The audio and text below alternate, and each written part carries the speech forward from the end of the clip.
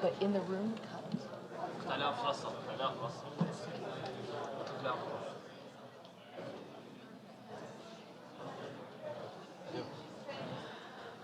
Ladies and gentlemen in the coffee break area, please proceed to the Grand Salon so we can begin the next session.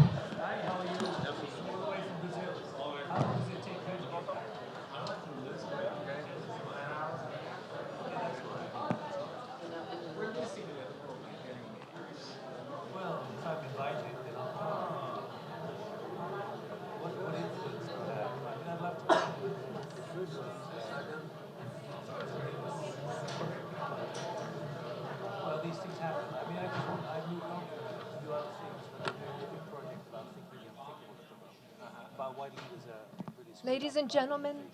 I'll send you a copy if you want, Marcus. Ladies and gentlemen, please take your seats. We're about to begin the next session.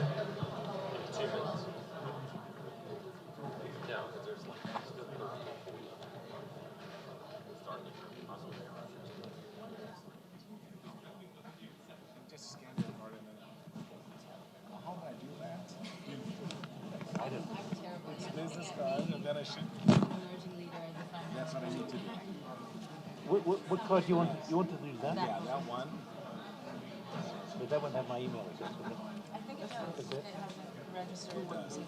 And then if you accept on there, I have your email then. Okay. It's on a user. So I have to accept you. I've got discretion in this matter. Yeah. Okay, yeah. I'll try to behave so you reconsider. No. Okay.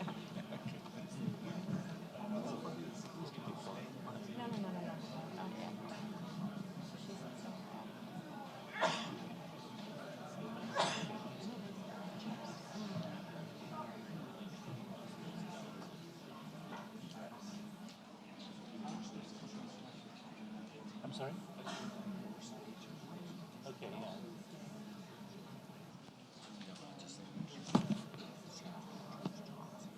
Sharon. Okay, sure, okay. And remember that. That means you want to dance. So you're going to introduce the next section. Oh, Good grief. okay. Ladies and gentlemen, please welcome back to the stage Mr. Nick Gowing.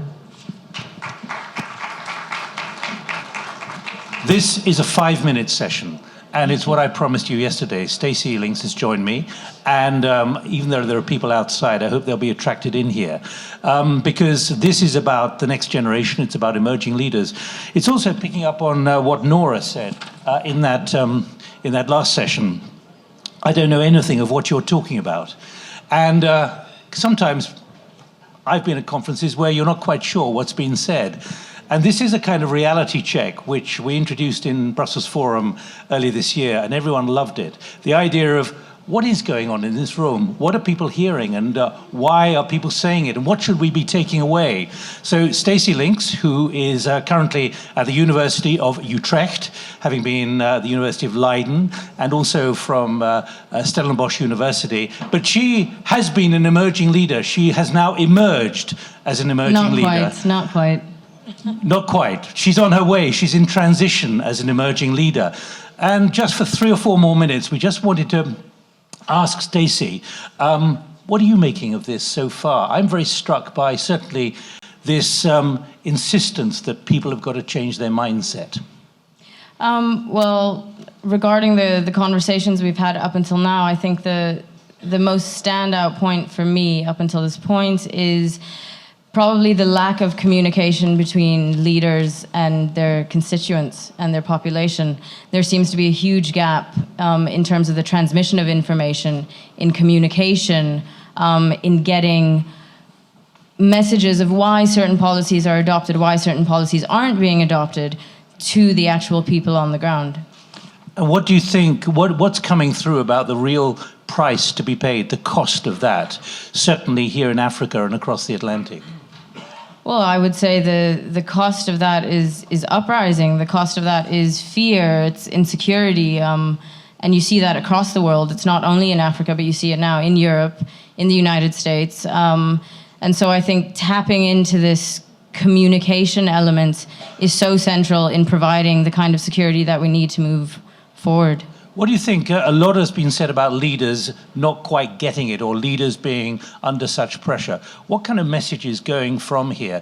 Not just from those who are sitting here, some who are outside, some maybe gone off to the riads and so on, but the real sense that there's a generational change underway. Yeah, that's a tough question. I don't know how quite to bridge that, but there definitely is a kind of generational gap, I would say. I think that as emerging leaders, we need to speak out more. We can't wait for opportunities to be given to us, but we should actively take them. So the onus is partly on us. And yeah, you know, if leaders are willing and open to listen, then that's great. But essentially, we have to drive that change. Are you sensing, therefore, a gulf between the next generation and those currently taking responsibility, either in institutions or in governments? Yeah, definitely. But I would also like to say that I think there's also there's the issue of class, right, and also geography. Depending on where you are from, you are faced with different challenges. In Africa, the pace of development isn't nearly as fast as what you see in Europe in terms of interconnectivity, in terms of globalization. So it's also adjusting our policies in such a way to be locally relevant, I think. What about finally the first session today, that development money can be used much more effectively as a catalyst, not for, as we heard from Masood, not just opening schools, but actually as a trigger for developing something much bigger to encourage those with money to come in? Yeah, most definitely. And that was also the point that I raised about not completely losing sight of the macro. And that's why I find infrastructure to be extremely important. I've had so many conversations with fellow Africans about the time that it took for them to travel to Morocco. So I think that's extremely crucial, yeah. It's quicker getting here from London on a yes, direct definitely. flight. And Bertrand as well, when he said all actors are under pressure, we are living in a dangerous period. Do you think the penny, the centime, the cent has dropped yet on that? We're living in a dangerous period. Yes, I think it's dropped, but I would also like to choose to see this as an opportunity. So I think that while there is a lot to be scared about or to be alarmist about, we have to make sure that we also temper that with the ideas that these challenges we now face are actually opportunities that we can harness. Great. Well, for the moment, Stacey, thank you. We're going to be continuing this conversation intermittently between now and tomorrow lunchtime. And at 1 o'clock, there'll be more emerging leaders on the platform. This was a great success last year, hearing from what you might call the next generation. And I should tell you, there is total gender equality in that panel, including Jessica Gottsleben, whose hashtag is "Look Like a Politician." The first ever elected ambassador of Running Start. So this is the next generation, and they will be reflecting, so please stick around for that before the goodbye. So Stacey, for the moment, thank you very much indeed. Let's move on to the next session.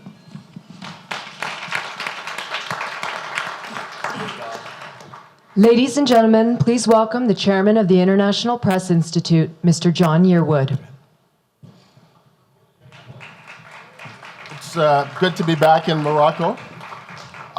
Infrastructure investment and workforce development, drivers of global competitiveness. We're going to have a really fascinating discussion about those topics. But before we do, I want to talk about some housekeeping issues that I think will help make our session even more interactive and also, I think, more beneficial to everyone. First, we'll have, as all of you do, the Spot Me, either iPad or iPhone, and we'll have some questions that we want to ask you. But one of the things I think we want to do is to make this more of a discussion, a conversation, instead of an interview.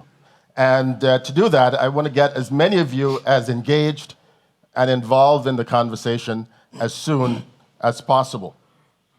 I also want to encourage you to use the social media app that's in a part of the Spot Me so that you can tweet, Facebook, Instagram, whatever your choice is for social media. And you'll see that we have some of the social media Twitter handles for some of our panelists, and please feel free to do that. You can also use the Spot Me app to ask questions, and you'll see some of those questions that will be portrayed on the various on various sides of the wall during the course of the session. Now, we have an amazing panel to discuss some of these issues, and we'll start with, let's go from the left, Amina Benkhadra, and Amina is the Managing Director of Morocco's National Office of Hydrocarbons and Mines. Welcome, Amina. We also have Mark Brantley. Mark is the Foreign Minister of St. Kitts and Nevis. We have Thierry Dur, and Thierry is the founding partner and Chief Executive Officer of Meridiam. And then, of course, finally, but certainly not least, we have Governor Brian Sandoval of Nevada. Please join me in welcoming the panel.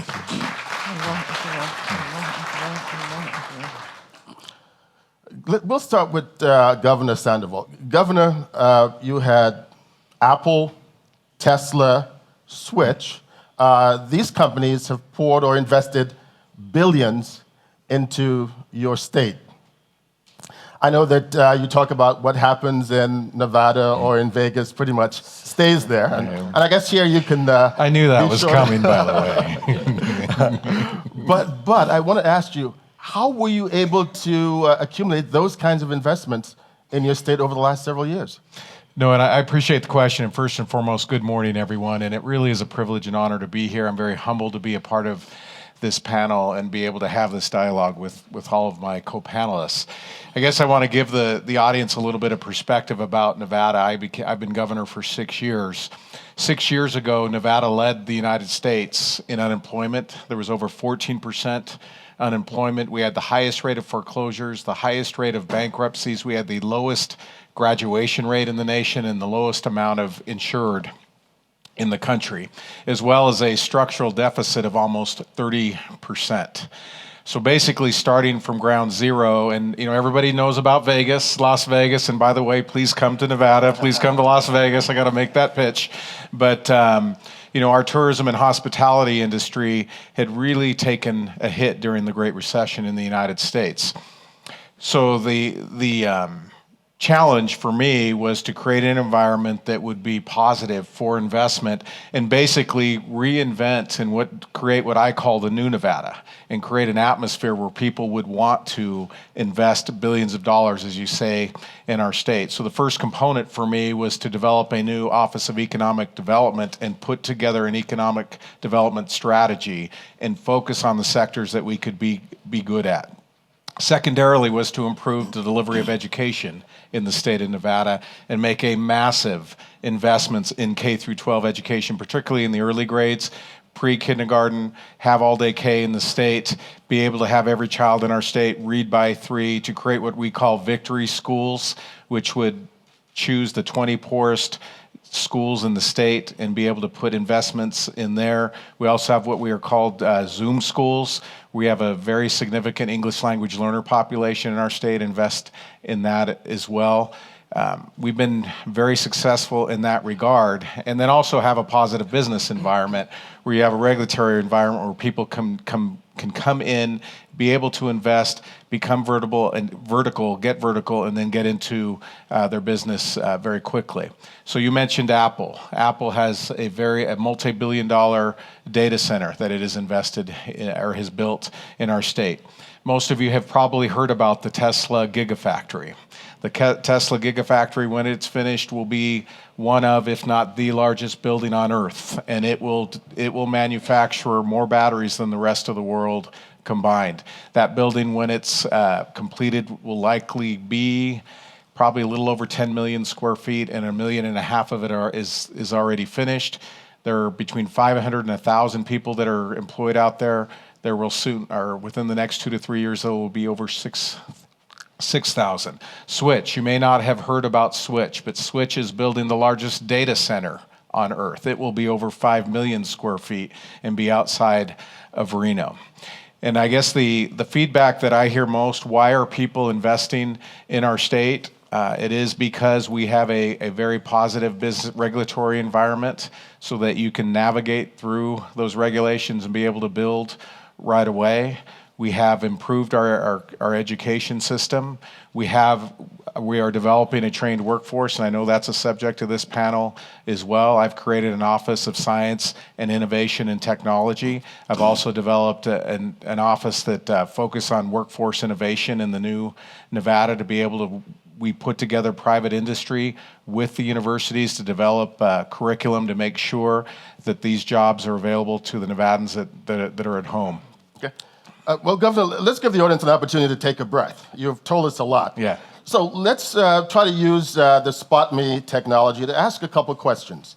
First of all, we're talking about infrastructure development and workforce, infrastructure investment and workforce development. I want to ask you, when you think of infrastructure investment and workforce development, what word comes to mind? If you would look at your, and go to your Spot Me, and let's see if we can do a word cloud. When you hear, well, actually, let's even back up. When you hear global competitiveness, what word comes to mind? We've got inclusion, jobs.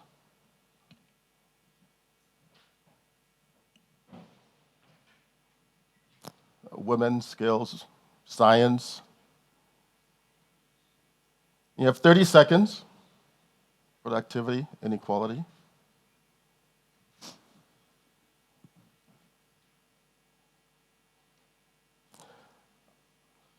Science, women, inequality. I see that education, productivity. 10 seconds. Innovation, women. Jobs, competitiveness. Great, time's up. So the major words: education, productivity, innovation, women, inequality. So the panelists are looking at those, and I want to ask the audience, let's do another Spot Me test. And I'm wondering, how important are infrastructure investment and workforce development to global competitiveness? Is it very important, somewhat important, or not important at all? If you would vote now, that would be great. How important are infrastructure investment and workforce development to global competitiveness? Time's up. Wow. I guess our work's done, panelists. It's very important. But let's, and we'll come back to that question a little bit later. But I want to move now to the Foreign Minister of St. Kitts. And Mr. Minister, I want to ask you about how a small island state, such as yours, how can it compete and attract big investors like your colleague to the left, Thierry, in helping to advance your economy, and doing so without having to resort to programs such as the citizenship license program that countries like yours got into a lot of trouble for a few years ago? Well, thank you for the question. Thank you for the opportunity. I'm the Foreign Minister of St. Kitts and Nevis, and we are the smallest nation in the hemisphere, and so we understand what it means to be a small nation, a small island developing state. You've asked a very specific question about how we attract investment, and the truth is that we do so by trying to leverage our intellectual capacity, because ultimately we feel that we are as able and as capable as anyone anywhere else. We are small in size and population, but clearly that is just by accident. In terms of our people, in terms of our education system, in terms of the ambitions of our people. So we go out and we try to negotiate, we try to attract, we offer fiscal incentives to investors to come in. We, however, do something also maybe slightly differently, because what we have found is that in the region, the Caribbean as a region, if we stretch from, say, Cuba in the north to Guyana in the south, we're talking about possibly 45 million people. We're talking about languages, Spanish, Dutch, French, English. We're talking about small island states in terms of geographic size, but large ocean states. And so one of the things that we have been able to do quite successfully in the Caribbean is to coalesce around each other. And so when we speak internationally and we speak about investment, it's not just about St. Kitts and Nevis. It's about investing in the Caribbean.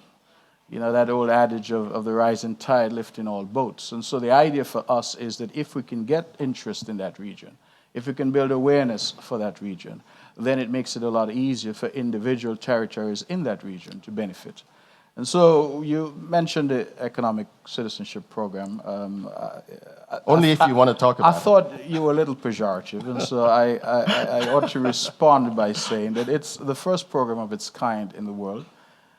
We pioneered that in St. Kitts and Nevis, an example of leveraging our citizenship and our intellectual capacity. The audience and the viewers globally must understand that when you're a small country without oil and without the gifts of certain natural resources that others have, ultimately all you have is your people. And in our case, we have about 60,000 of those people at home. And so we have to leverage that to achieve the type of development that we would like, because notwithstanding our size, our young people are as ambitious and as demanding as the youngsters in Nevada or anywhere else for that matter. And so they want the iPhones and they want all the modern amenities and modern tools just like anywhere else.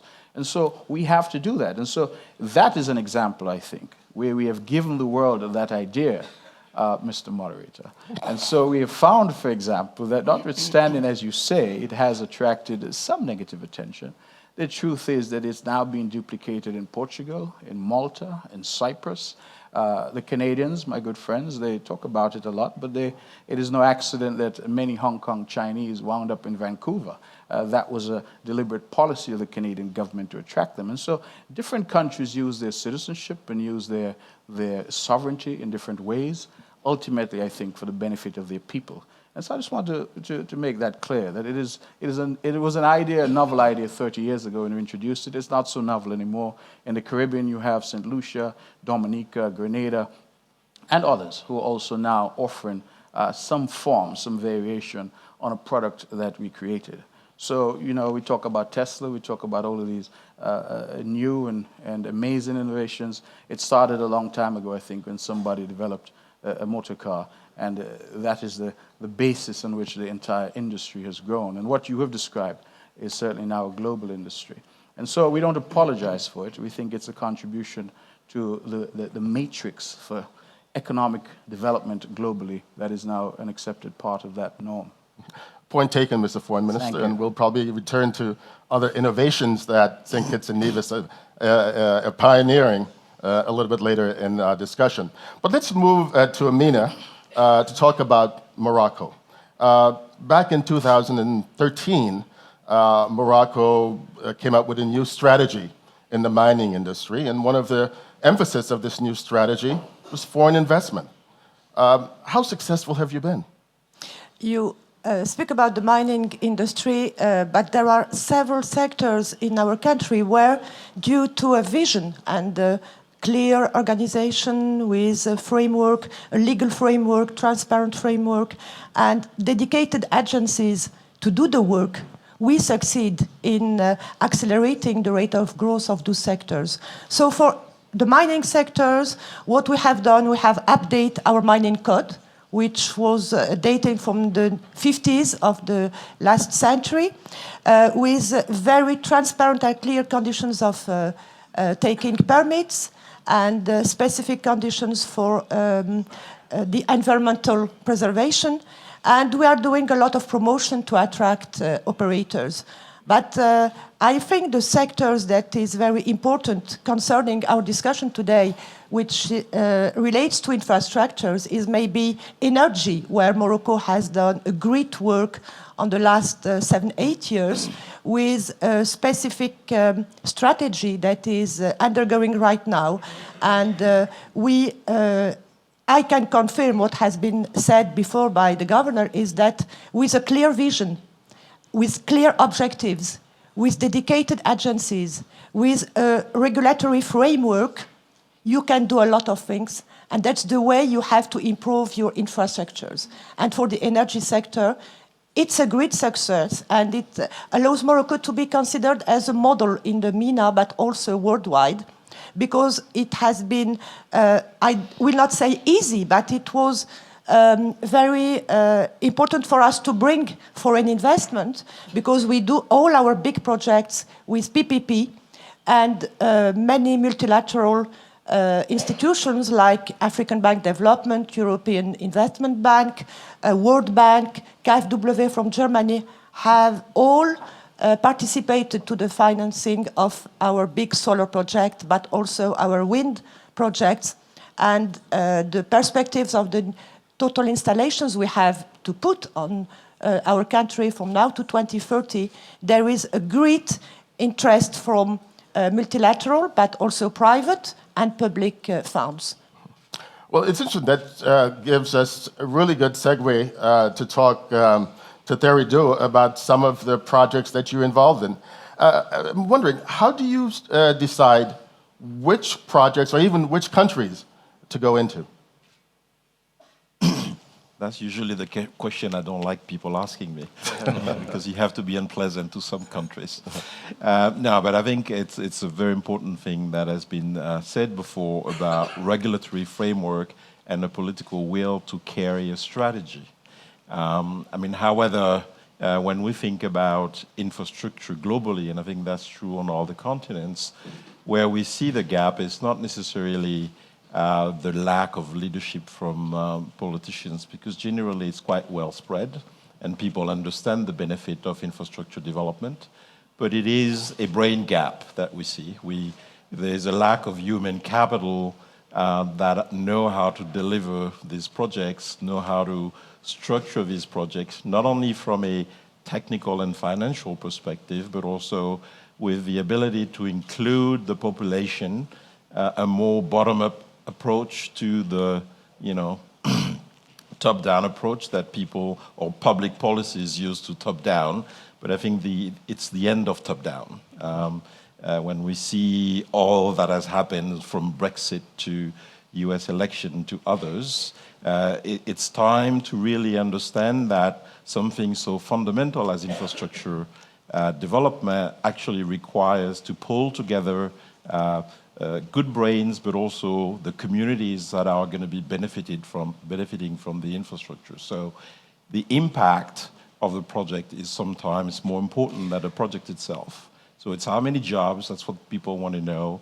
What's the innovation, what's the better service the public service that I get out of this investment. So it's turnaround. The paradigm has changed. There's no longer sort of big investors and big government coming and deciding. It's a circle, and we in that dance, and we have to find the right rhythm to get to there. And obviously it helps when government actually have a policy and are transparent and have good framework, but it also helps when they know how to involve their communities in the design of these projects. I want to get to the audience soon, but you mentioned something that I want to get at, and I'm remiss if I didn't. The US presidential elections. You mentioned it, and I'm wondering what impact will that have on your business? And I know you do a lot of projects in the United States. What kind of impact are you bracing for? I think it emphasizing the fact that we have to take into account how people react to the infrastructure that we build. I mean, if I can be fairly pragmatic on citing an example of the Purple Line in the DC area that we are building, it's a dialogue. There are issues in relation to environment, and you do have to engage with communities to solve these issues. And it's a long process sometimes, but it's a necessary process. So switching from the government has decided, so we're going to come and invest, versus why don't we start engaging with the communities, figure out what's the best project for them. So that's the way of investing has changed. And for example, in some areas of our expertise, like energy transition, we use big data to understand in big cities what are people's needs in that particular sector. How do they use power and electricity? What's their electricity bill? And these type of things. So it's all changed, the whole thing has changed in terms of what you rely on to actually initiate and design an investment in infrastructure. Governor, you are in a large state with a lot of investments. What kind of impact are you expecting from the elections on some of your projects, or even your strategy? Yeah, it's a little early to comment on that. At least preliminarily, I don't see a negative impact. I think there's, as a governor of a state, I still have a responsibility to ensure that things run smoothly, but at least the early signals that we're getting is that the new administration is going to want to make a massive investment in infrastructure, and we are starting to prioritize some of our infrastructure projects in our state, as are, I'm sure, other states in the U.S. So I think at least preliminarily, it will be a positive one. Let me ask, is Bertrand Badre in the audience? I'm not sure if he's here, but okay, I want to go to him for a minute because he said something this morning at one of our earlier conversations, I want to pick up on. You were talking about the relationship between private and public sector, and I want to know if you can please stand for a minute and talk about your concerns this morning, which I thought was I was watching the broadcast on television, and I thought it sort of made me stop and take notice. So please, make that point. I'm glad at least one person listened to what I said this morning. I'm happy for a second reason, actually. I didn't know that Thierry was involved in the DC Metro. So I'm part of the community. Thierry, you should reach out to me. No, more seriously. I've been discussing in many different instances, from the G20 to conferences like this, about the need to go for more PPP.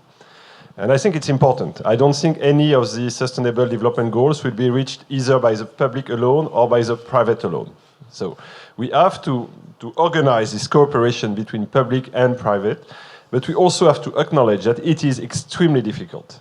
I mean, this is something that is not natural. So there are experiences. We have to learn from the successes. We have to learn from the failures. But I don't want this to be sold as an easy fix-it-all solution. And it's really about, I was a little bit simplistic this morning. I said the objectives are different. I mean Thierry is here to make profit, and that's good. And it's not the job of the government to make profit. It has other objectives. So we have to combine both and acknowledge that the objectives are different while avoiding the suspicion. What do I call the suspicion? I mean, usually the private sector thinks the governments are slow, bureaucratic, not innovative, and sometimes corrupt. And the public sector thinks that the public, these guys, they want to make the money and don't want to take any risk. I'm very simplistic. But that's the suspicion that you have to overcome. So you have to train the people, you have to acknowledge these difficulties, and you have to keep moving because it's absolutely essential. For me, it's one of the critical building blocks to move forward on the SDG. Okay, great, thank you. You made an interesting point about how public and private sectors talk about getting along, but they don't. And I want to know, I want to bring that to Amina first, and certainly I want you to address it as well, Terry, but you had this new strategy where you went after foreign investment. How's the relationship? How did some of your investment partners get along with the government? First of all, Morocco has started PPP on the 90s with a first power plant, which has been developed at that time. And it was a first success, and it opened the idea for other sectors to use private financing with public and in the PPP specific project. On the last year, we have promulgated a new law for PPP. So it has clarified all the conditions of developing PPP projects and bringing the stakeholders together with a clear and transparent regulatory framework. So this is very important, to have first a clear framework and legal framework that the partners will understand, because investors want to know what are the conditions, what are the fiscal terms, what are the specific conditions you are applying to them, and to have a vision on the long term. So these have been done. At the same time, with the energy sectors, we will have to invest almost $40 million from now to 2030 to construct all those projects. So what has been done? We have created a dedicated agency, which is called Mazen, which is a private company, public-private company, and it has organized itself to be the partners for the specific contractors. We have a contract between this company and the public organization in charge of electricity, which will buy the electricity. We know the price of this contract. Then this company, Mazen, has to make tenders, international tenders, so things are very clear, to the constructions of those new plants and the financing by the private stakeholders and contractors and we have a contract between Mazen and the construction company or that one that is involved in the IPP. So things are clear. There is a specific contract with Mazen and the contractor, a contract between Mazen and ONE. So the financial investors have confidence on the way of working. And we then looked for the multilateral institutions with specific conditions. And as those was very important projects for sustainable development as green projects, there was a specific environmental in the World Bank that started to support then the African Bank development, attracting all the others. And they have a clear object. They saw that Morocco has an organization that is going to achieve the objectives, because the objective was very clearly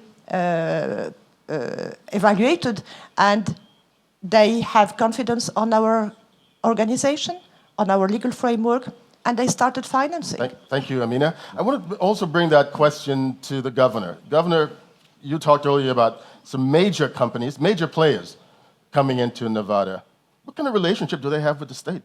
An excellent relationship. And that's, in our state, they marvel at the fact that they can talk to the governor, and that they can talk to the chancellor of the university system, that they can talk to the dean of the engineering school, the dean of the business school, that they can go to the local schools and talk about building curriculums for their workforce. So that is an advantage that we have over some of the other states. We are a bit smaller, but at the same time, those businesses and those CEOs get real-time response to any questions or concerns that they have. Mm-hmm.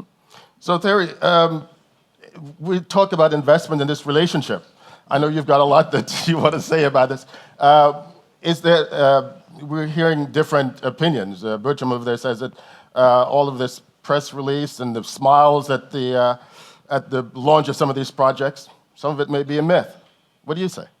No, I don't think it's a myth. It's real. At least for us, it's real, because every year we create 5 billion infrastructure projects around the world, and we've been doing that for the past 12 years. So it's not unreal, and we are just one player in the market. So the reality is it is difficult to build public-private partnership, but it is possible. But it is possible if you engage with the third-party referee, which I was mentioning, which is the community. If you agree on some goals like climate change, environment, or the social or economic impact of an investment, it's easier for public and private to engage on that basis. The governor was just mentioning, talking to the dean of the business school, these are other stakeholders. Public sector is not one piece. There's the leadership, and there are the other stakeholders, the public, the communities, the different representatives of the society that can be involved in these things. So you can use those to actually facilitate this dialogue, because a dialogue, yes, there's suspicion, but if you can agree on the values to exchange upon, and if you can agree on the goals for everyone, then you are successful in this dialogue. So I don't see it as a myth. I think it's really well engaged. But again, from what I was saying earlier, the difficulty has been to find people who are willing to deal with this complexity. And if I take the example of the US, there are only two handful of states and governors that have engaged clearly in these type of dialogues. But a number of them, it's not because they don't want to, but they don't necessarily have the teams to help them and support them from a technical point of view. How do you engage with the private sector? There's no manual for that. And so it's people experience, so you need to go and visit the governor who's been successful in Virginia or California or wherever and exchange ideas and say, how did you do that? And then that's how the word sort of starts spreading. But it is about developing that human capital that can handle that dialogue. Let's open it up for the audience and try to get some questions. But I want to start with, we've received several questions. And Andrew Culp, is Andrew in the audience? I know that got a question from Andrew in which he introduced China into the discussion. And I thought it was interesting looking at, does China present a credible alternative model for development finance? China presents an incredible complementary model for development finance. If I see the collaboration that has been established between the EBRD, for example, the European Reconstruction Bank, and the Chinese or the AIIB, I think for me that's a positive. I don't think it's a question of alternative, but rather the whole world of the DFIs getting to become more efficient. This was mentioned a bit earlier this morning, but we are talking about the DFIs coming into a way to leverage more private finance, which is not what they naturally do. We have to say it. And since I'm on the other side, I can say it openly. They can get, they like to drink their own Kool-Aid sometimes. So, public finance is what they used to. So moving them gradually to look for the best leverage of private finance is the way. The risk mitigation that they can bring by bringing just a little bit of financing and leveraging a lot of private financing is a way that they're moving towards, but that needs to change. But with or without China, but I think China is a good complement in terms of that, it will happen. Here's a question from the front row. Yeah. My name is Marcus Freitas. I'm from Brazil. And I really was interested in what you said, Governor, and I wanted to ask you a little bit more on this. I was just looking at the automated cameras, and I thought that, we used to have 4 people in the cameras, now we only have 2. Going back to workforce development, how is it being done for you to associate the private sector with the universities? Because one of the major challenges that we have, for instance, in Brazil, is that the universities are not preparing people for the market. Now, it's an essential tool for development. And once it is done, once they're prepared for working in infrastructure, and then the project's no longer available, how do you retool the workforce for new challenges, like the cameramen who are not here? Thank you. Couple responses for that. First, as I said, I created a new Office of Economic Development, and we have an Economic Development Board of which I chair. I put the university system on that as a non-voting member so that they can hear at the time those companies are coming in who they are and what they are. I also mentioned I created an Office of Workforce Investment.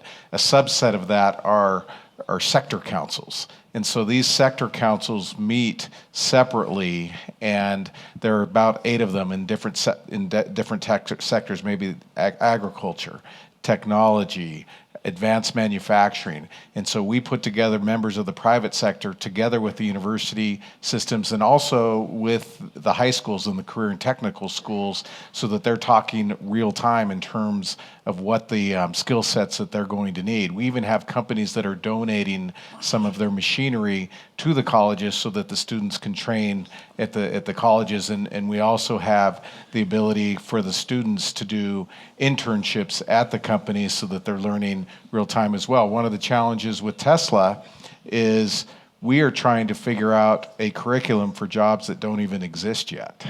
And so it's really important that we have them at the table so that we at least know what the guess I'll use the term raw materials, what that basic knowledge set is going to be for the types of employees that they need to hire. So you talk about these people that have been displaced. Well, I want to make sure that in our community colleges that they have access to get retrained in the jobs of the future. I want to look at Nikoshi Mills, I think, and forgive me if I mispronounce her name. There was a question from her. Ms. Mills? Okay, over here. Please ask your question about, please stand up if you don't mind. Sorry. Hi, I'm Nakoshi. That question was actually for the SDG conversation earlier, but happy to know if you have any thoughts on it. I was wondering how to build institutional capacity for African governments, given the Sustainable Development Goals and the African Union's Agenda 2063. Thierry, do you want to take that? It's a great question for me. I just answered it earlier. We do need to build in priority, the human capital that is necessary within public and private sector. It should be a priority. And that really takes us to the curriculums, the training, and governments, for example, focusing on developing a task force. And it's a 10-year job. It's not I'm just going to hire a consultant and this is going to solve it. It's a 10-year job to build a 20, 50 people task force that would actually focus on delivery of this type of things. And we can help them, we being the international community, in funding that and also building these things. Mr. Minister? Yeah, Mr. Moderator, thank you. I wanted to go back to what was said earlier about the PPP approach. I think that the audience needs to appreciate that we in the Caribbean deal in sort of micro states. And the PPP approach that will drive infrastructure development in some countries, that will attract big investors such as my good friend here from Martinique, from the Caribbean, that may not necessarily work when you have such small states because the profit aspect of it disappears very quickly. If you're going to talk about a bridge or a road and you're talking about tolls, how do you pay for that? The small populations sort of militate against that profit motive. And so, ironically, what happens in small countries such as ours is that burden of infrastructure falls wholly on the government. So the notion of PPP, the sort of one-size-fits-all type of conversation, doesn't apply to us because that critical infrastructure, if we're going to build an airport, if we're going to build a seaport, invariably the bulk of that falls to government, which is already in difficult circumstances in terms of financially. Now, I say that to say this, because part of the difficulty we've had in the Caribbean is that the indicia that are used, the criteria that are used, the yardstick that's used internationally in terms of what countries are doing. They use a very crude measure of gross national product per capita. And you tell a small country like mine that you're now a high-income country. In fact, in all of the Caribbean, the only country still eligible for overseas developmental assistance or concessionary lending is Haiti. All the others have been graduated. Some of us feel, as I've said before, that we ought still to be in kindergarten, but we're told, no, you've been graduated.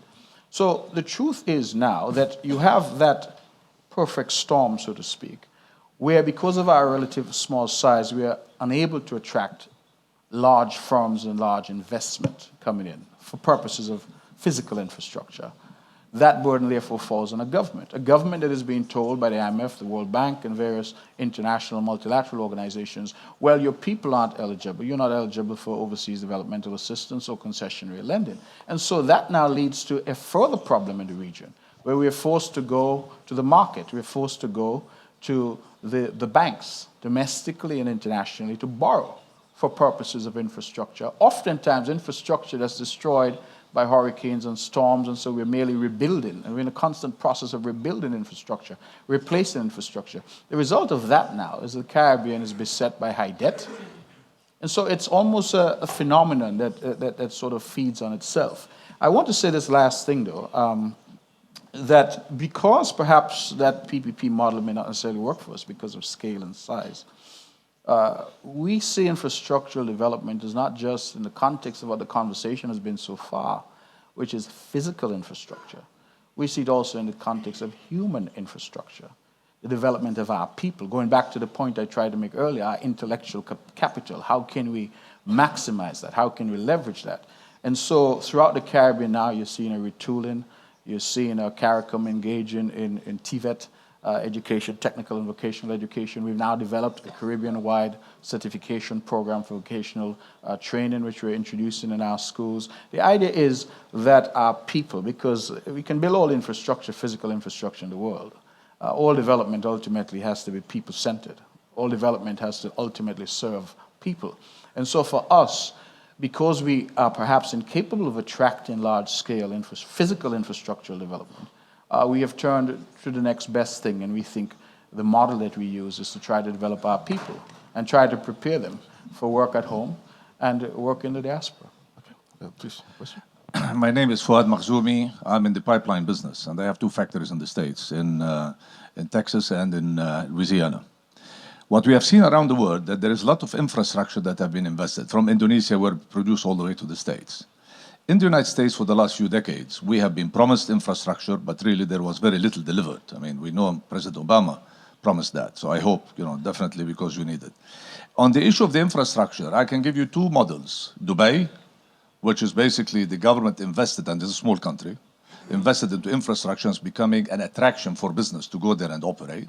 And you have China. So what I'm saying is that the government has to take a decision to have the environment ready to prepare the infrastructure, and then the business will just come in, because technically you can get whatever other countries that don't exist. So I think the infrastructure is very important, because we choose the countries that we invest in, 17 countries around the world, specifically on the infrastructure, because if the regulatory position is there and the infrastructure is there, then it becomes up to us to make money. Was that a question or a comment, or do you want to? Whatever you want. I wanted to add on to the small country issue on PPP, because PPP is not a holy grail, and it's not privatization either.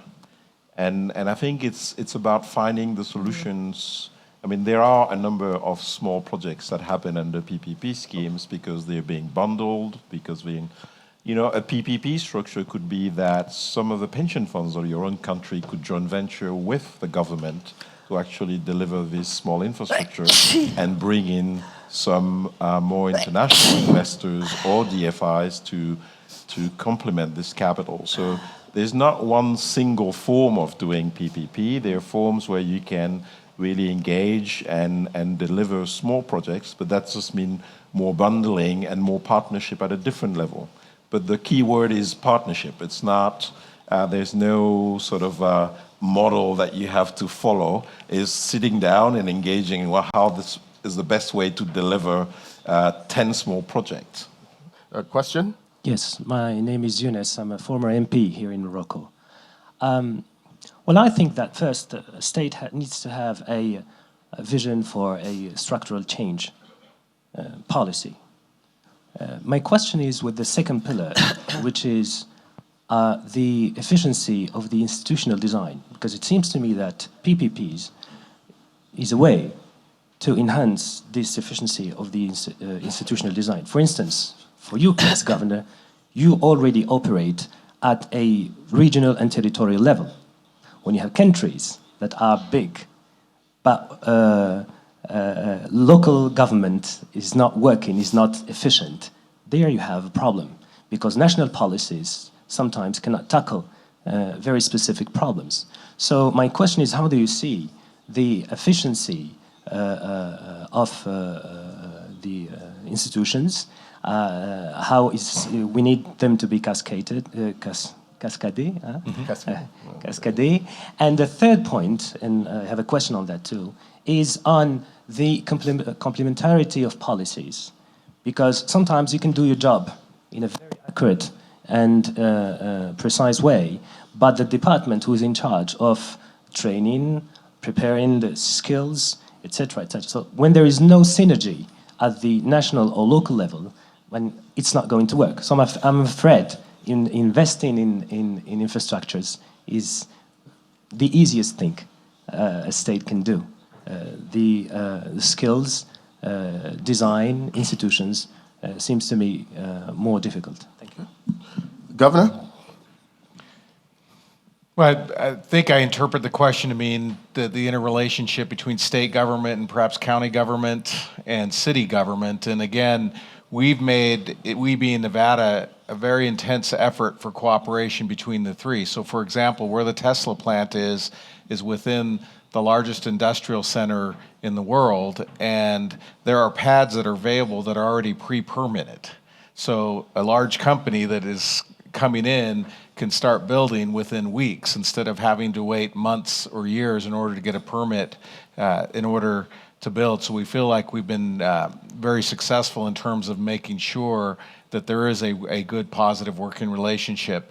And then again, I've talked about this workforce and working with the local school districts and making sure, and the university system, higher education, to make sure that those education systems are in place and that the private sector is working directly with our education system. So again, it's working out extremely well for us. You know, there are many other companies that I haven't talked about, eBay, Amazon, the Hyperloop is being built. There's a $200 million investment in Southern Nevada with regard to Hyperloop. There's a new automobile manufacturer called Faraday Future that is a Chinese company that is investing in Southern Nevada. And one of the reasons they came is that we were going to have a workforce that was going to be ready for them the moment that they open their doors. Nevada is one of only 6 states in the United States that is approved by the Federal Aviation Agency to have testing for unmanned aerial vehicles, or the drones.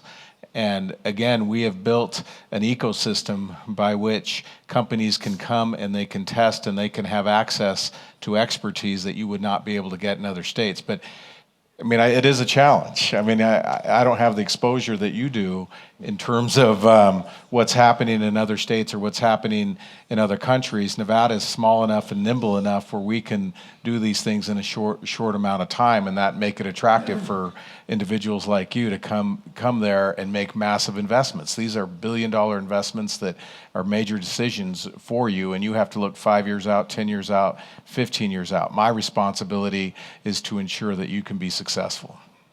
A question? Understand? My name is Pedro, I'm from Brazil. My question is the following: how to engage? I was very touched by Thierry's comment. How to engage in an era of mistrust? I mean, it was very common here during these days, seeing people talking about predictability. But I think that the attractiveness of the institutional design and so on is very important too. But how to make the business more attractive, not ending up creating a corruption system and a not well-designed law or system. Thank you very much. Is there a particular panelist? There? I mean, if you sort of referring also, how do you also deal with corruption in that engagement? I think it's a common and joint responsibility. To be honest with you, businesses tend to do an arbitrage, and we do that too. A level of corruption that is unsustainable, we just don't invest in that place, and that's it. We move away, and that's, I would say, what 90% of businesses tend to do. So they don't engage. If the conditions for transparent dialogues are not met, at least at minimum, people will not engage. So there is a first step and responsibility from the public sector side, from government, to actually try to create this environment. And it's not easy to do, but that's the first step. I mean, on the second step, there are many countries, including developed countries, where corruption can be an issue. But I think with all the progress that has been made in a number of transparency issues around the world, with regulation has helped. I mean, as a financial institution, we've ended up with quite a lot of responsibilities that only government used to have. You have to declare to your TRACFIN people whether you've seen any funds that have been coming from questionable sources. Everybody you do business with, you have to double check and triple check with a certain number of systems. So it's a lot of work in terms of compliance, but the system has improved quite a lot in terms of eliminating the gray zones, and that has actually helped quite a lot the transparency and the possibility to engage. Since you have the mic, I wanted to ask you a question that we addressed in the opening about workforce development. Talk about what are some of the programs that your company is engaged in to help improve the workforce in many of the countries in which you invest. And for that, I can give you an example of what we've done in Senegal. We've invested in the first PV solar plant, 30 megawatts in Senegal. We have a second one now. And what we've proposed to the national utility, since it was their first solar engagement, was to use that plant as the training center for their people and to put that in the curricular and the vocational training of the people of the company and future people that they may hire and be a part of that chain, of that training chain. So it's very easy for us to invest a little bit more in terms of people being able to transfer knowledge with an existing plant on that technology and beyond. So a simple example, it works and helps. A question? The question to the panel is how are we going to protect against brain drain when it comes to small island developing states and in terms of human resource development? If I can have a crack at it, Mr. Moderator. I think the notion of brain drain used to be a major issue and a major concern, particularly in the Caribbean region. But I think that today, in today's world, people have become so nimble and so mobile. You know, with the benefit of technology, I'll give you an example. We now have, in small islands in the Caribbean, small countries such as my own, the ability to have telemedicine, for example, where we no longer have to invest in the experts to come in to read X-rays and MRIs and the like. You know, that's simply transmitted and outsourced to people elsewhere. So the notion that used to exist is that we would, as a country, go and train someone, invest, and then the brain drain phenomenon was that we then ran the risk of losing that person because they went to America and they never came back. I think that has now changed, and I think that what we're seeing with technology and with better transportation links and the like is that it is no longer, in my view, that big a deal, because whether you're from Trinidad or you're from Timbuktu, frankly, the possibility is there for you to offer your skill set to wherever it is needed. And that is particularly true in some industries, perhaps more true in some than others, but certainly I feel that that is no longer as big an issue as it used to be, because we now compensate in terms of our technological advancement and our ability for labor to be mobile and nimble and to stay in one place and actually offer your services someplace else. I'm curious, Amina, I don't know if you want to address this question about brain drain. About? Brain drain. Is that an issue here in Morocco? So in Morocco, we have specific conditions also because several of our students doing their graduations in Europe or in the States will sometimes start working in those countries. So it's more and more important on the last 10 years.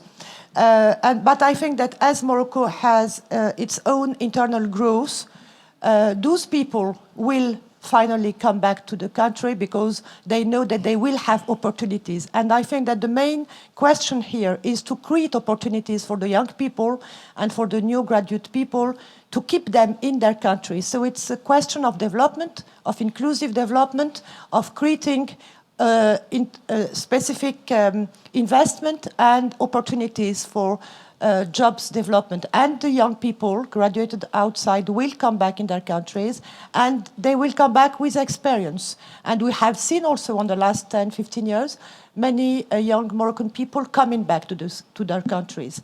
That's the first aspect. The second aspect is linked to other migration of population, which is linked to poverty. So we have to fight poverty in many areas of the world, and especially in our continent, in Africa, where we need to develop infrastructures, to develop economic growth, to develop interrelations between countries and integration so that those people can stay in their countries because they will have confidence in the development of their specific nations and areas. And the matter there is really to increase the investment in those countries, and especially in infrastructures, which is the base of development. And Africa has a lot of needs. When you see energy, 30% of people have access to energy. The access to road is only 30% when it is 60 to 70% in other developing countries.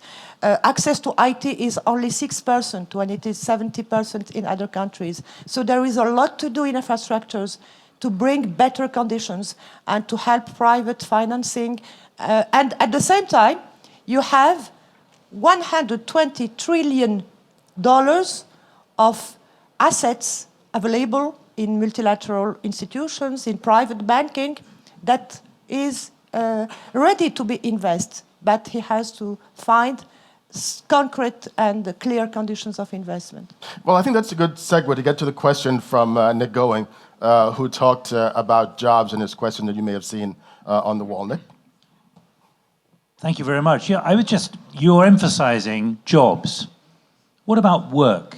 How much are you actually not creating jobs? You're creating new economic opportunity, but actually, and it's great economic development, but actually the challenge now, particularly for the next generation, is the fact that this will not be accompanied by jobs as such, but new kinds of work, new portfolios, which require new skills and a new shift in expectation of what will be provided by a Tesla factory, by all these enormous factories, because what we're seeing is people replaced by robots. And therefore, there's a very serious political challenge, Governor, for someone like you, that actually you can say, great economic development, but how many jobs are really going to be created? Because it's a different kind of work that's coming down the track very quickly.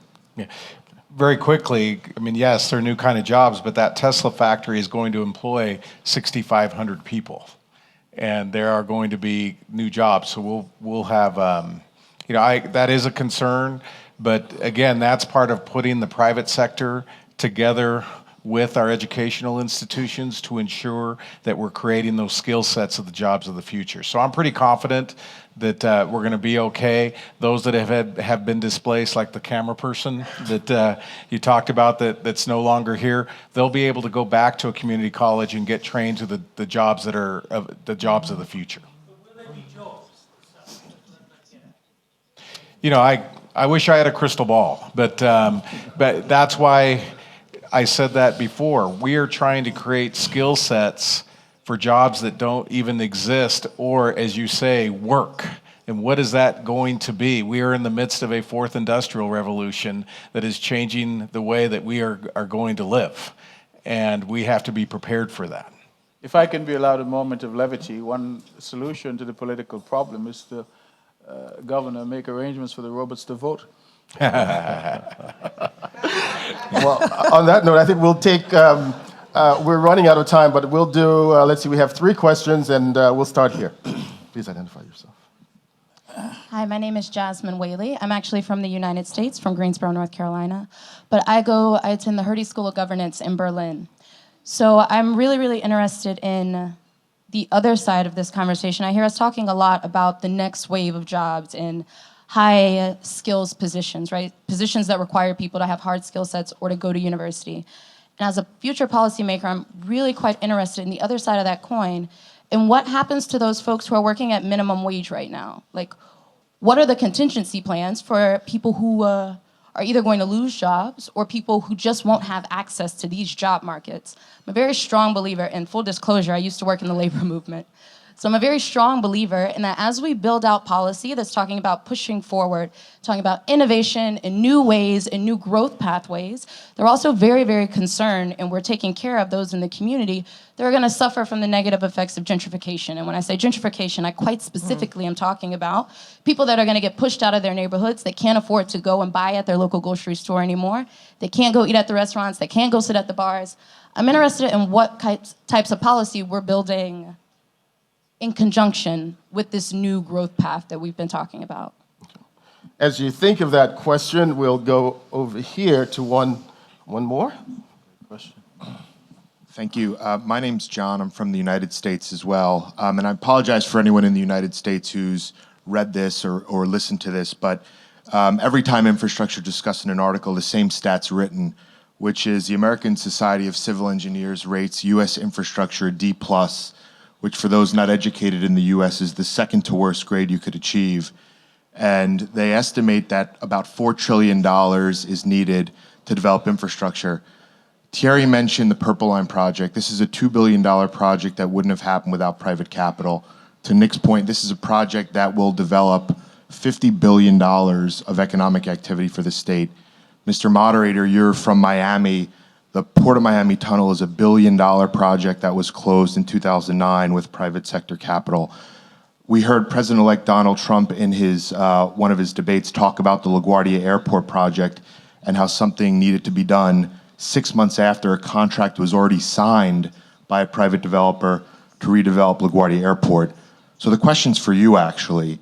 How could the media help spreading the message that there's actually been positive success stories to develop infrastructure around the world, which hopefully could potentially catalyze for opportunities similar to the ones that have been done to date? And we'll take one more question. And by the way, I drove through that tunnel a few days ago. It saved me a lot of time, Thierry. Thank you. Question? I just wanted to say that on the infrastructure discussion, it is so relevant for Africa. It has been found that if we even improved infrastructure quality in the rest of the continent to the standard of Mauritius, we can add 2 digits to economic growth rate. So infrastructure is a huge agenda for our continent, and the amount that's required, as I stated during our session yesterday, $60 billion per annum. When you think of the fact that almost 48 or thereabout billion is already being invested through government, private sector, and all development institutions, it tells you that the gap is still huge. In order to achieve that, we have to be very innovative. We need to develop new financing tools, new financing schemes. And so it requires much more political and private sector engagement. It can be solved, but it requires leadership. And where's that going to come from? Excellent. So 3 very good questions. I put it to the panel. Which one of you want to start? If I can, Mr. Moderator, going back to, I think, the fascinating question that was posed by the young woman here from California. North Carolina, I'm sorry. Southern Belle. Middle. I think that captures what I've been trying to say, in the sense that we can spend all day talking about innovation, infrastructure, from the physical side of things. Are we building bridges? Are we building roads? Are we building airports? Are we building better telecoms? Are we building more factories?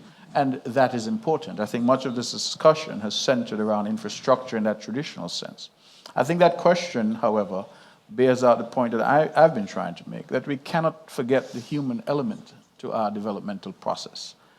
And so the speaker is absolutely correct when she points to the fact that basically, as I understand it, will people be left behind? So will we have super highways and better airports and more automation, but the people that ultimately, hopefully, we are doing all this infrastructure to serve, are they being left behind? And that's why I've said in the Caribbean now, we've shifted focus. And what we're doing is not saying that physical infrastructure is irrelevant or unnecessary. Clearly it is necessary. But we are now seeing more policy prescriptions for an investment in our human capital.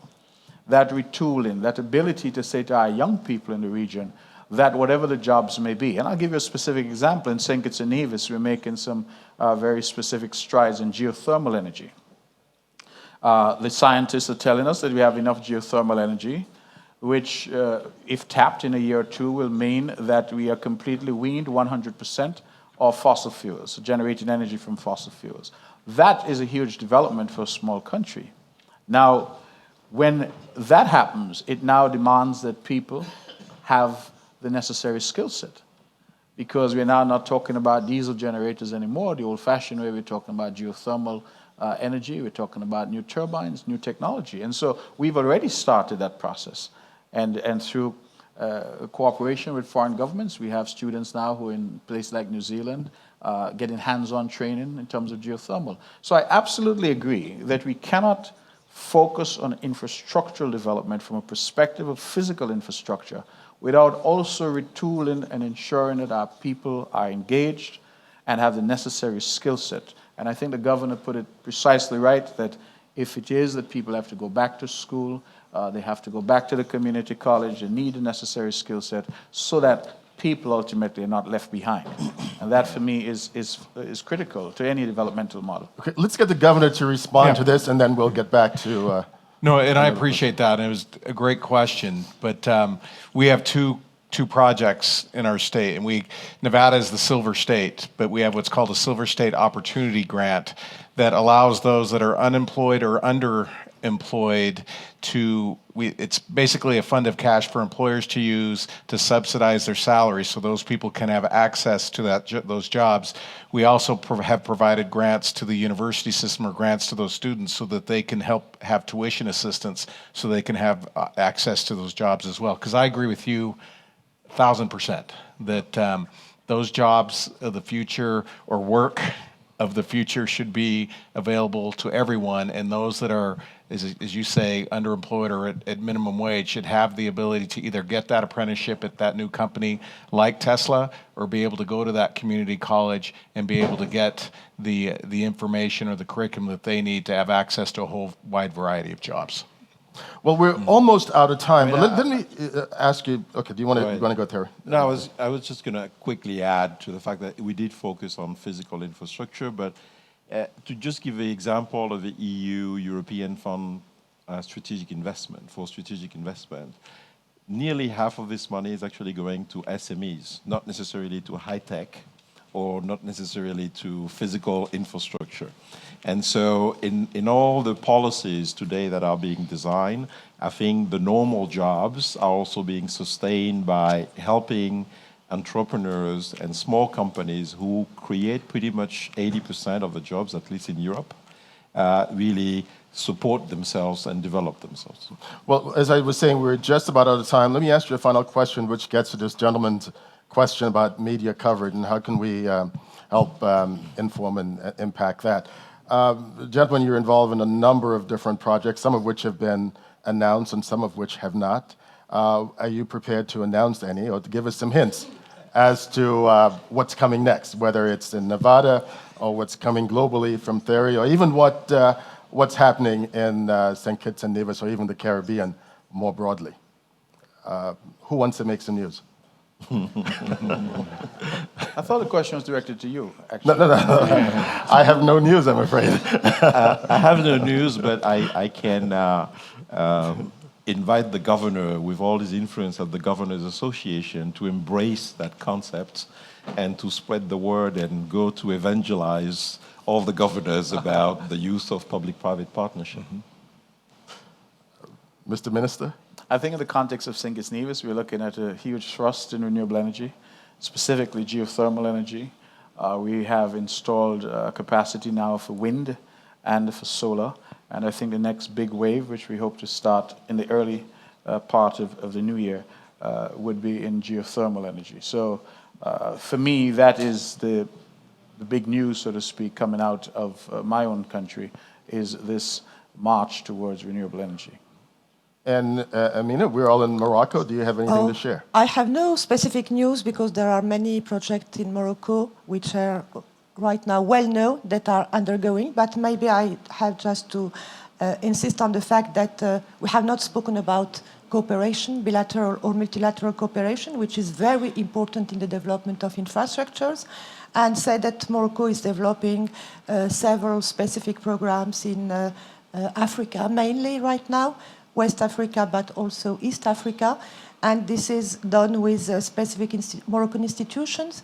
Morocco has created dedicated sovereign fund, and I saw the president of one of this important one, which is developing infrastructures, and especially infrastructures which has not quick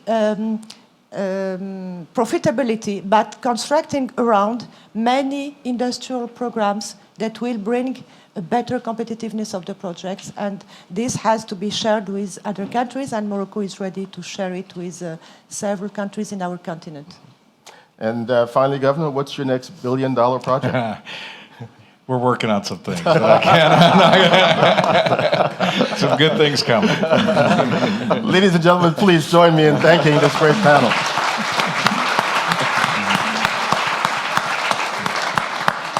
Good job, Madam Minister. Ladies and gentlemen, please welcome back to the It's a pleasure. stage journalist for the Well BBC, done. Ms. Yeah. Zainab Badawi. He's going to stay, isn't he? Yes, to be, yeah.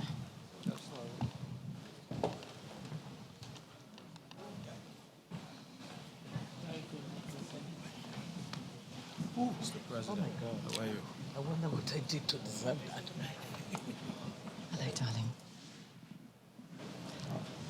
Assalamu alaikum. Zainab, where do you Yeah, want? let's sit here. Let me just tidy this up for you there. Assalamu alaikum. It's wonderful to be with you all again. I'm Zainab Badawi, enjoying our time in the wonderful city of Marrakesh. I am conscious that it is just Mr. President and I who stand between you and your lunch.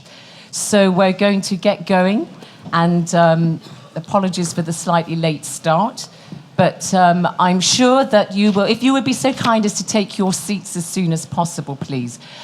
But I think that this is a rare opportunity for you to hear a conversation with one of the men of Africa, really. We talk about the big chiefs in Africa, and none of them really commands the respect and has the stature of our guest here today, President Olusegun Obasanjo of Nigeria.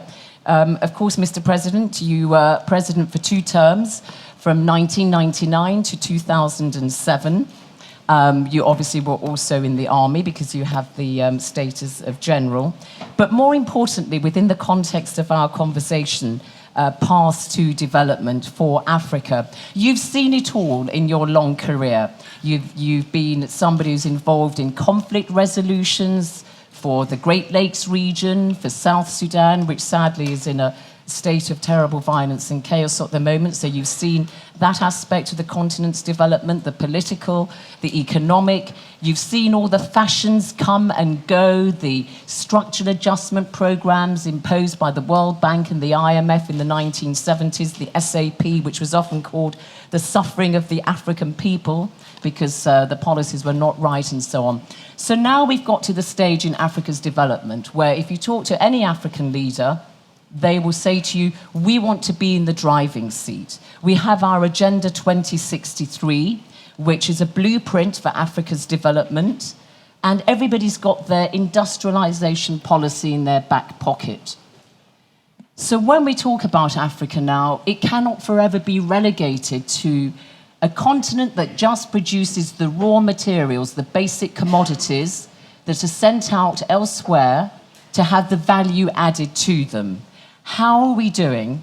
Just a very quick thumbnail sketch. How are we doing in trying to realize that ambition continent-wise? I think, Zainab, we are doing fairly well. Let me start by saying, initially, we had no reason to have done well, because we were not prepared to do well. And let me just give you a quick indication of why. President Julius Nyerere told me he became chief minister of his country, chief minister You're talking about Nyerere of Tanzania here. of Tanzania. Yeah. He was a teacher, a very good teacher. Then he became leader of a party. And when his party won the election, he was in the chief minister's office. And a British secretary came to him and said, look, chief minister, when you write any minute to the governor, you start with YE. You make a short note and you initial it and date it. That's as much training he got to become chief minister of his country. Sure. And every minute he was writing, he would write YE until he wrote a minute to his own secretary and wrote YE. And the secretary ran to him and said, look, there's only one YE, is the governor. So President Nyerere then asked, what does YE mean? He did not even know what YE meant. It meant Your Excellency. Now, that's as much training as he But got. listen, I've got to stop So- you here. You're not going to start giving us all the excuses about the colonial inheritance No, and so on. no. That's a long time ago. No, it's We've gone. moved on from that. We will leave that. Please. Now, but you can understand why some of the things that we did wrong initially. But we're still doing Now, things wrong. We are still doing Yeah. things wrong. Okay. But we are better than that time. Okay. All right. Then, when we left that, we were in the hands of the World Bank and IMF. Sure. They had to do their own good and their own bad. And one of their bad is structural adjustment. Yeah. They insisted we must do structural adjustment. And who are you to say you don't do just structural All right, and adjustment? then we had all the debt crisis Now, and so the then we- odious debt. then But the- I must fast forward you, though, Yes, Mr. President, to now. Then we were told, in fact, when we were going for debt, they were telling us, I was military head of state, they said we have underborrowed. And I have never had that growing up. Sure. Neither a borrower nor a lender be, Right. was the saying. Okay. Now we were told to borrow. We Yeah. borrowed. After we have borrowed, then they formed Paris Club and London Sure. Club. And they did against debt us. forgiveness. And Nigeria benefited very nicely from that debt forgiveness. Yes. But all right, now, we know that all Now- Africa... Yeah, we just... now to we bring us to now. are in a position to say yes from the lessons we have learned in the past. All right, We but... now say, look, we must own Sure. our development. Okay. And we must be in the driver's seat. And how are we doing? Because I know when I go to Nigeria, I know you're working on it. The Dangote brothers are trying to do something on this. But one example, Nigeria produces more tomatoes than any other country in West Africa, and it's the biggest importer of tomato paste from Italy.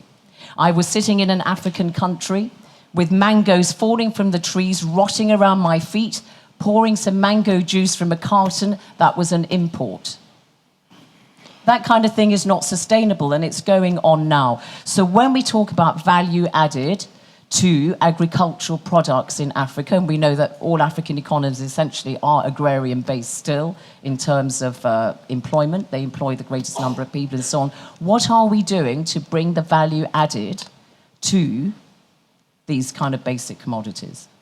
Well, the commodities that we have, be it agriculture, be it minerals, you said we should not go back to the colonial past. Yeah, please do. We don't want to go back to the colonial past.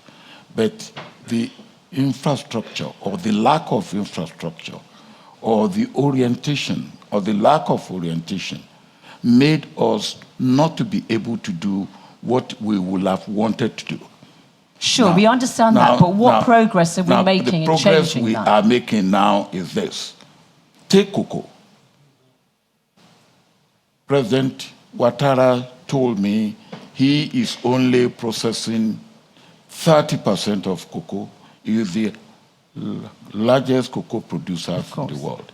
He wants to go to 60%, and he's going to 60%. Now, that is what we are doing. We were not doing that 30 years ago, even 20 years ago.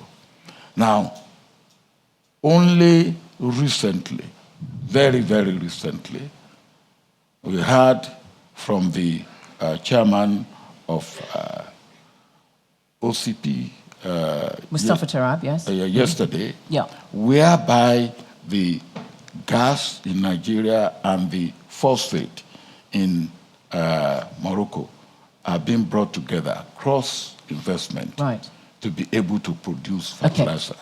Now, that's a very big project. But now you bring up the question of oil, and I mean, Nigeria, obviously, along with Angola, one of the biggest oil producers on the continent. But again, that's been the curse of natural resources for Africa. We know that the extractive industries are not big employers at all. That's the way they are. So we've got this huge youth bulge in Africa, and they're not getting the employment because you focus so much on the extractive industries. And if you look at Nigeria, and we should talk a little bit about Nigeria here, you're still bearing the brunt of an old-fashioned economic model whereby you are dependent on this one thing, oil, and we know that petrodollars still account for 70% of state revenue, 90% of export earnings in Nigeria. So the price of oil goes down. You don't have to be a mathematical genius to know that you're going to be in severe trouble. As you are in Nigeria, your country is in recession for the first time in more than 20 years. Your inflation rate is 17%, the highest in over a decade. Your naira, which your President Buhari, I mean, it's an example of how your exchange controls are not really working, wanted to resist devaluing the naira. In the end, in June, he gives up and he says, okay, we're going to remove the cap, you know, the fact that the naira is linked to the US dollar. You've seen it go down to between 30 to 40%. So here you are in terms of GDP in Nigeria, the economy is tanking and it's contributing to a narrative that we thought we'd all seen the back of, which is Africa is a basket case, is not doing well. What optimism do we have for Nigeria? The optimism we have for Nigeria is, first of all, the resilience of our economy. We have a very resilient economy. The other one is the diversification of our commodities. Oil and gas, we have stupidly, and I underline stupidly, made that our focus. And not only that, even the resources or the money we got from oil and gas, we have stupidly not managed it well. Now, we went from a reserve of about $65 billion to a reserve of less than $24 billion. Now, if we have managed our resources well, when the price, we should know that the price of oil will come down. Of course. It will never remain what it is. And we should have saved for a rainy day. And when you tell some of our leaders, now, rainy day, they say, no, the rains are here now. So let us spend it. But when the rains truly came, we had no umbrella. There's a saying in English, fix the roof while the sun is shining. Yes. Absolutely. So we had no problem. But we are now, I believe this is probably a blessing in disguise. Because we are being forced to diversify. Yeah. But your agriculture minister has said, terrible situation. In fact, your own President, Muhammadu Buhari, said in September, Nigeria feels like a very poor country. So you've got very high borrowing rates inside the country. So farmers who want to borrow money to, you know, increase their production and so on can't borrow. The country can't import because the value of the naira is so low. The situation looks very dire, and people are criticizing President Buhari, saying the economy was never his strong suit and that he hasn't really got a grip of what's going on in the country. His own wife, Aisha, complained, didn't she? She said, I've been married to you for 27 years, but I have to say, I'm not sure I'll campaign for you in 2019. He doesn't even have the confidence of his own wife. Well, Zainab, I won't go into domestic affairs.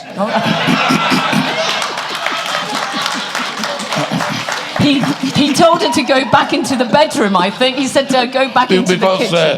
We won't go there. If you remember, President Buhari himself said this is a sitting room and the other room. Yeah, he told her matters. go into the kitchen and the sitting room and the other room. Yeah, okay. What's the other room? Well, you have to ask him. All right.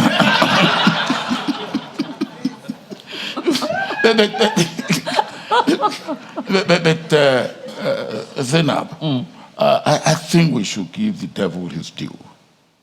President Buhari has done fairly well in fighting insurgency. He's done a lot better than his predecessor. He's doing fairly well in fighting corruption. But we should also realize that President Buhari has never been very strong on the economy. And those of us who know him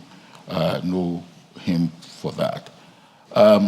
What is now happening, and I believe should be made to happen more, is that there are Nigerians inside and outside Nigeria who could be brought together to work out a policy and a program for recovery and growth, recovery from the recession and sustainable growth. All right, I talk about Nigeria, and I'm sorry to put you on the spot on it, because of course there are a lot of people in the international business community who point to Nigeria and say, look, you know, that country's not performing very well. It accounts for 1 in 5 Africans, because the population, of course, is the most populous, 180 million.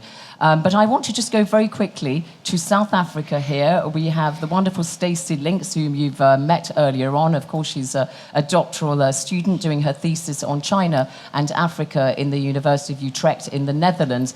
And of course, unfortunately, South Africa, the other big economy of Africa, is also tanking, not doing very well. The rand is very, very low, about 16 to the dollar and so on.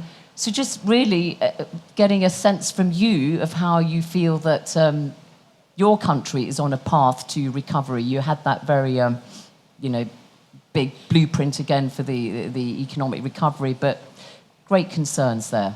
Yeah, I think following on my earlier point that I made about communication between the government and the population is again critical when it comes to any African country.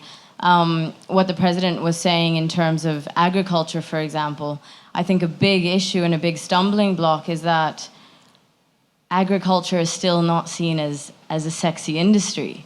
There isn't a redirection, there isn't a national plan to rebrand what it is that we produce. So when you speak of diversification, your average person doesn't see agriculture as where it's happening, where they need to be. They see finish school, go to university, become a doctor, become a lawyer. And with South Africa, obviously, a relatively urban populations, and also we see the trend of urbanization right across Africa, it is doubly difficult to get young people to say to them, look, farming and the agriculture and agribusiness is sexy, as you say. And as I said, I think that requires a rebranding, and it's not an issue specific to South Africa. I think it's continent-wide. We need to really focus on the rebranding of this long-term project of diversification.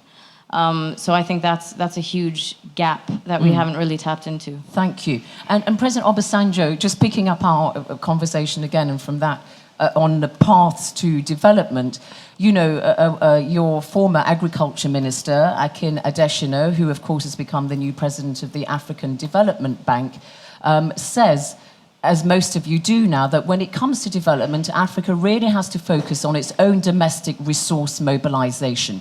You can no longer look to the outside world. You've got to marshal your own resources within the country, including finance. And he talks a great deal about fiscal consolidation.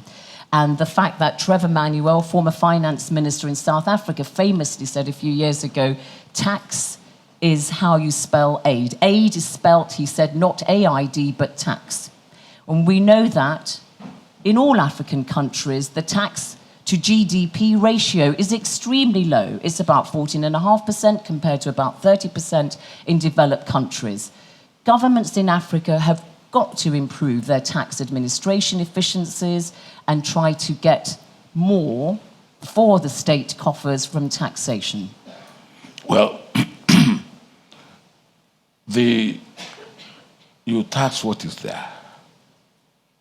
Some, in a situation of Nigeria, let me take Nigeria, where 50% of our youth are unemployed. And those that are employed are underemployed. What are you going to tax? That's the first question. But the informal economy, we know that the figures don't tell you everything, especially in a country like Nigeria, where the informal economy is huge. The informal economy is huge. But then how do you tax them? Because some of them don't even put their money in bank. Yeah. They put it under their pillow. They believe it's safer for them to put their money under their pillow than to put it in bank. Now, the informal economy, which does not depend on government assistance, government giving them something that will make them see the government helping them. It will be difficult But if for there government. was trust in the government and corruption was dealt with, which I know, as you said, President Buhari came in on that ticket in May last year when he won the election, the kind of anti-corruption drive, and as you said, he is making progress on that front. But if citizens had trust in their governments, that if they did pay tax, they would see benefits in return. Because when we talk about development, it's not just, agribusiness, economics and so on. It's also about providing services, health and education for the citizen. Then you would see more people inclined to pay taxation, and corporations, of course, and domestic businesses. Yes. Yeah.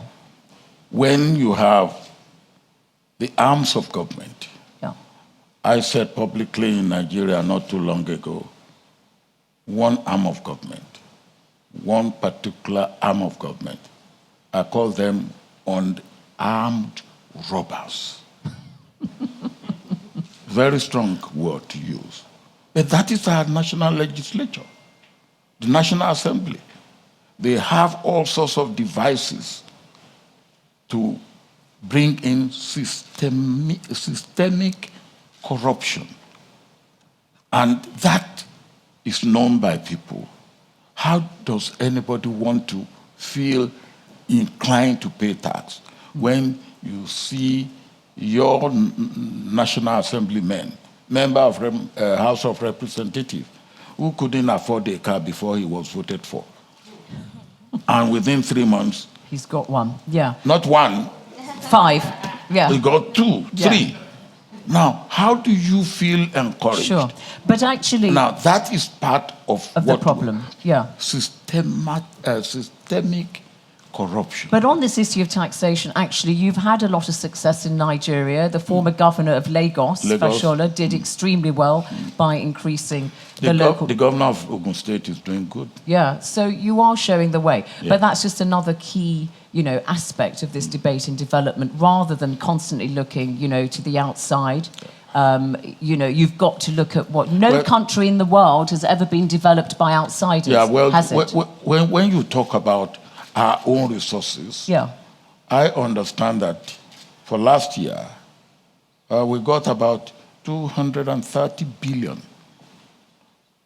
The aid, money from our Africans in diaspora and all that. Sure. Now, remittances are very important. Very important. I started something in Nigeria, contributory pension and health insurance. Now, those have built up resources. As I call them, I say they are cool and calm money. It's not hot money that you can say, oh, look. Now, we can really manage. Really do that. We can do Sure. this and use this for our development. And now, a country like Singapore, they do their housing development from their contributory pension. Sure. And people are talking about using remittances, which are huge. The inflow, I forget about, well, it dwarfs African. About 60 billion? 60 billion. It dwarfs the aid that Africa gets. And in a country like Somalia, it actually officially accounts for about 40% of the GDP there, probably more. And there's talk about using, you know, those remittances as a tool for development. But you mentioned health, and also another essential service, of course, education, very quickly, wanting to look at how you can provide that for the citizens. We talk a great deal now about public-private partnerships.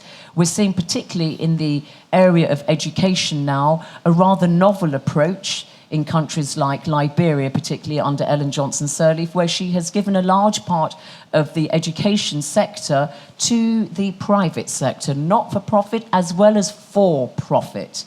And also in Lagos, the majority of primary students are actually educated through the private sector. Just very quickly on that, in terms of public-private provision, do you think that there is a role for the private sector in the provision of essential public services? Very much so. Let me take education that you have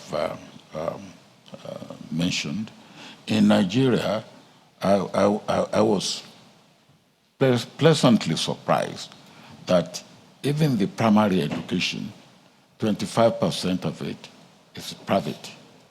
Only 75%, I understand, is public. Secondary is 35% private, 65%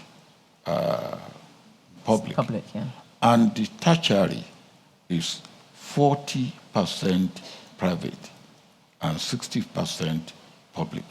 And in fact, if the private sector had not come into education the way they have come, our education system will have broken down. Right, very interesting, because that's also a live debate in parts of Europe. And of course, education is very, very important. You cannot do without it. Sure. So that's another role for the private sector there. Yes. I'd like to get some brief comments from the audience, but just very quickly to go back to you, Stacey, in terms of the provision of essential services like health and education. That's also a very live debate in South Africa, where quality education is suffering, teachers who are not properly qualified.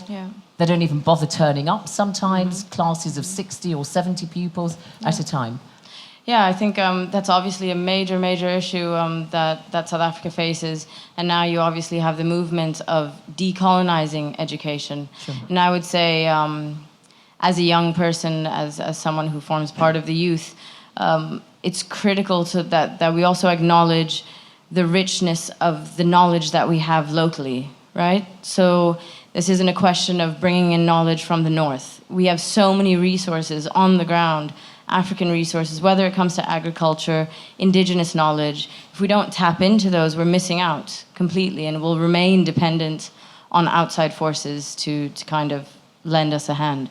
So I think the whole project of decolonizing education, the whole project of perhaps looking more inward then with regards to solutions is extremely important. You still have your South Africa history started with, what's his name? Jan van Riebeeck? Yeah. Yes. Yeah. So, okay, so in the last few minutes I have, I'll just take the microphone, just to hand it, just probably comments, please, at this stage. I don't think we have time for questions really as such, and then I'll come to you for the closing word, President Obasanjo. Yes, just very quickly, please, if you wouldn't mind standing. Stephen Grues from the South African Institute of International Affairs. It's a pity I can't ask a question, but... Well, try, we'll see, yeah. 15 years ago, you and my President Thabo Mbeki were very involved in reforming the institutions of Africa, including the African Union and particularly the African peer review mechanism. I wonder why you think governance seems to have fallen off the agenda very much in Africa. It's a lot about business, but not a lot about governance. Thank you. We'll try and get that answered. Did you want to say something? Yeah. Just 30 seconds. My name is Marcus Freitas from Brazil. We for 500 years have been a major provider of commodities. And the challenge we always face is how to add value to the commodities at the local level. We're used to saying that Brazil is the barn to the world, but how do we transform that into a supermarket where you actually add value? And one of the things that we have realized, at least some studies have shown, is that you need to have more Brazilian multinationals operating in some of the markets so you can actually tap into those and integrate it more. So commodity production is not something to be ashamed of, but actually to be very proud of. Yeah, great, thank you. Tip there from Brazil. Yeah. You spoke yesterday in my session, didn't you? I'll come back to you if I've got to. So did you. All right, okay. Briefly. All right. Yeah. Mr. President, it's always nice to hear you speak. My name is Bajide. I'm from Nigeria. So there's an issue relating to bring back our girls. Oh, the Chibok girls. The Chibok girls. But very quickly, yeah. Yeah. Thank you. It feels like it's been forgotten. Okay. It happened 2 years ago, and today there's no discussion. Sure, okay. Obi does a lot about it. 3 years I just want to know April. what's your Okay, we'll advice get a to quick Mr. thing on that. President Buhari about it. Yeah, 3 years in April it will be. Yeah. Yeah, are you going to be quick? And then I'm going to give you the microphone. And then, yeah. Stand, please, if you wouldn't mind, for the camera. Yeah. Thanks. Thank you, Mr. President. My comment is more a question related to what you have seen in your own experience in Nigeria that has worked to make a transition from an economy based on extracting mineral resources, energy resources. What could be implemented in countries in Latin America, for example, Colombia, that are heavily dependent also on this to have new tracks of development? Thank you. That's a PhD there. I'm not sure we can answer that one, but thank you. Well, we touched on diversification. Yes, yeah. Mr. President, last year in Munich Security Conference, when we chaired and worked together on Africa, we insisted on the priority to give to regional integration. And we agreed that it was something that we should work on it. And today I'm very happy to hear that thanks to this pipeline from Morocco, to Nigeria to Morocco, and the highway, So I think these projects, do you think that these projects can contribute to the job creation and to more effective regional integration? Thank you so much indeed. President Obasanjo, I know that regional integration and continental integration is a topic that is very, very important for you in terms of how Africa develops. I think we'd already addressed the kind of need for diversification. Sorry to have to say, to deal quickly with the ghastly situation, the Chibok girls who are still missing, and then why governance seems to have fallen off the agenda. If you can do all that in your closing remarks, I'd be grateful, sir. Thank you. You very much. Let me deal with the Chibok girls because they don't really come into this. We have, I don't want to embarrass Obi here. Obi has really stood firmly for Chibok girls, and the result has been that 21 were released not too long ago. They are still with 21 out of about 200. 196. 196 left. I understand there are about 84 that are still available to be released. The rest, I was talking to Obi yesterday. I talked to people, insiders, and they say the rest may never be released. Yeah, very tragic. And the reason is tragic. The reason is that they have been indoctrinated. Some of them are more Boko Haram than Boko Haram now. So those we may never get back. We may get some of them back, but we may never. So the government is doing its best with assistance from international organizations, particularly the Swiss government and Swiss agencies helping us. And we hope we will get the 84 back, and maybe not, some of the others. Now, why the government falling apart? I think the position that President Thabo Mbeki, President Bouteflika, and I took in moving Africa forward, I don't think after we departed there was anything close to that among our leaders. In the time of President Thabo Mbeki and myself and President Bouteflika, whatever the three of us agree upon, and there was no competition between us, we find a way of selling it, and it became a way for the policy, the agreement, and the program for Africa. I believe we can still get leaders coming together and doing the same sort of thing. Integration.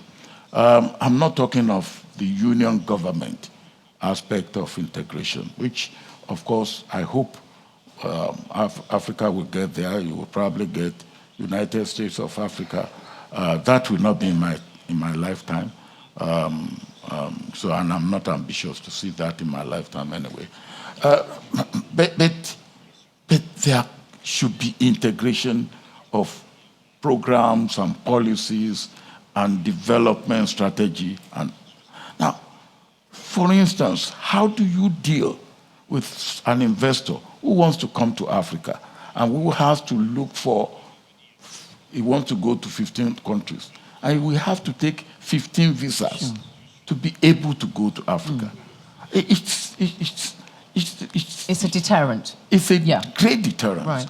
Or you want to sell your goods in 3 or 4 African countries, and the custom form and custom nomenclature and all that, it's so discouraging that you... Now, and then, of course, we in West Africa, we have decided we will have ECHO as the unit of currency. And what we have is that they set up 4 convergences. When Nigeria gets 3 convergences right, Ghana will not get more than 2 right. When Ghana gets 2 right, Cote d'Ivoire will get only 1 right. Now, somebody has to take the bull by the horn and say, look, we will go with ECHO. And if 2, 3 countries are ready, let them go on and let the others follow when they are ready. We see good regional integration with bodies like ECOWAS and SADC and so on, but you want to see more integration on a continent-wide basis. More integration on the continent. More intra-African trade. The first thing to do is we should have an African passport. Right. Well, now, that means that you can go to any part of Africa and get with your passport. You're welcome everywhere in Africa, Mr. President. But not in Sudan. Where I was born. But I think to end on that great Pan-Africanist note is great. I think the clear message is Africans are in the driving seat when it comes to their development. And Agenda 2063 seems to be the thing that most of them have coalesced around. So Africa's moment, despite all the doom and gloom of the headlines, when you look at the trend lines, is quite a different picture. And when you take out the poor performance of South Africa and Nigeria and bits of North Africa, the rest of the continent actually is still quite buoyant.